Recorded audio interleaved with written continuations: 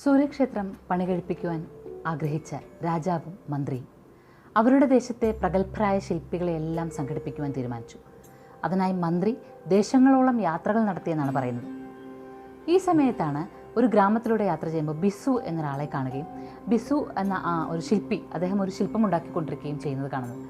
ജീവനിട്ട് നിൽക്കുന്ന ആ ശില്പത്തെ കണ്ടപ്പോൾ ഈ ശില്പി തീർച്ചയായും സൂര്യക്ഷേത്രം നിർമ്മിക്കുന്നതിന് ഒപ്പമുണ്ടാകണം എന്ന് ആ മന്ത്രി ആഗ്രഹിക്കുകയും അദ്ദേഹത്തെ ക്ഷണിക്കുകയും ചെയ്തു. അദ്ദേഹത്തിൻ്റെ ഭാര്യ അപ്പോൾ പൂർണ്ണ ഗർഭിണിയാണ്.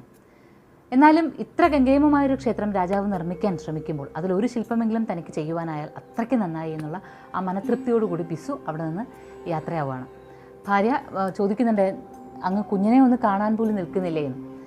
തന്നിൽ ഏൽപ്പിക്കപ്പെട്ടിരിക്കുന്ന ആ ജോലിയാണ് ഏറ്റവും ഭംഗിയായി ചെയ്യേണ്ടത് എന്നുള്ള ആ ധാരണയോടുകൂടി ബിസു നേരെ ചെല്ലുകയാണ്. 1200 ശില്പികളോളം ഉള്ളതിൽ സൂത്രധാരൻ്റെ സ്ഥാനമാണ്, അതായത് ആ മേൽനോട്ടം വഹിക്കുന്നൊരു സ്ഥാനമാണ് ബിസുവിനുള്ളത്.